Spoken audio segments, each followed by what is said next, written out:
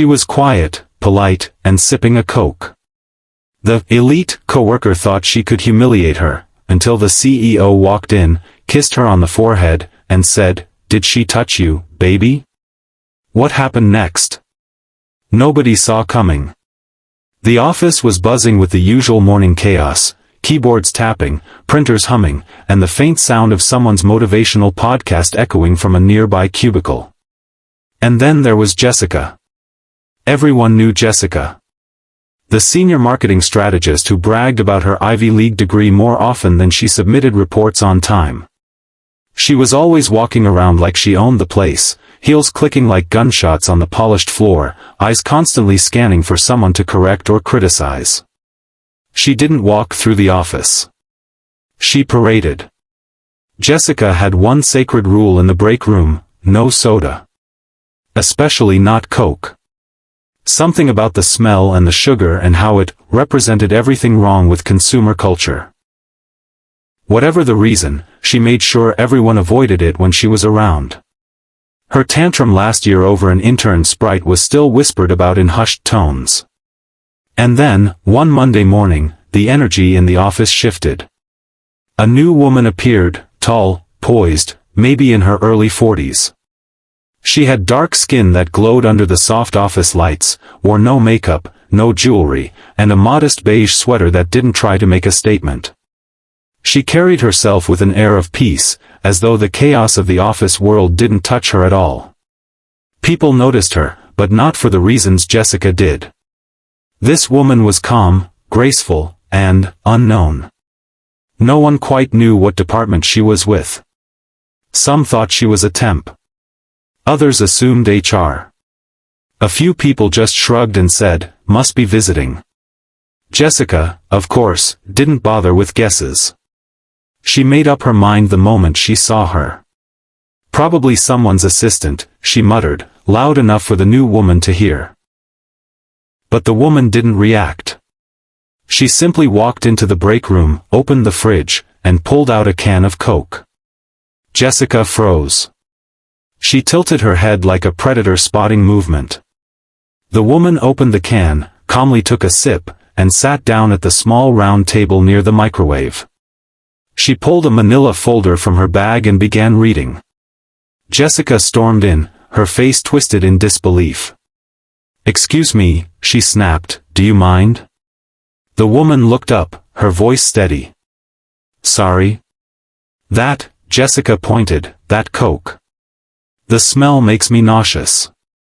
The woman raised an eyebrow. "It's a sealed can. I just opened it." Jessica scoffed. "You think I care if it's fresh? It's disgusting. And we don't drink that in here." "I didn't see a sign," the woman replied evenly. Jessica's face flushed. "You don't need a sign when people have basic courtesy." A few coworkers had begun to hover near the break room entrance, sensing something was about to happen. The air turned thick. Then, without warning, Jessica marched over, grabbed the can from the table, and with a loud grunt, threw it across the room. Coke splattered on the wall, on the carpet, and worst of all, on the woman's sweater. Gasps echoed through the office. One in turn dropped their coffee. Another whispered, "Oh my God." The woman slowly stood, brushing droplets of soda from her front. Her eyes locked with Jessica's, calm but cutting. "You shouldn't have done that," she said, her voice low. Jessica laughed, a hollow, nervous thing. "What are you gonna do? File a complaint? Please. You don't even work here, do you?" At that moment, the double doors to the office opened. In walked two men. One wore a security badge. The other? The CEO. Daniel Hamilton. Tall, polished, and notoriously private. He rarely came down to this floor unless something serious was happening. Everyone turned. Daniel's eyes scanned the room, then landed on the woman. He rushed over. "Maya. What happened? Are you hurt?" The room went dead silent. Jessica's eyes widened. Her mouth hung open. Maya placed a gentle hand on her husband's chest. I'm all right. Just a minor, workplace misunderstanding. Jessica looked like she'd seen a ghost. She stammered, wait, your wife. Daniel turned slowly. Cold fury settled over his face. You threw soda on my wife? His voice was ice. I didn't know. Jessica cried. She didn't say she was, she looked like. Like what, Jessica? Daniel snapped. Like someone beneath you? Jessica opened her mouth but said nothing. Her eyes darted to the others, no one came to her rescue. Daniel turned to security. Escort her out. Immediately. I want her desk cleared and her access revoked by end of day. Jessica began to plead, tears forming, voice cracking.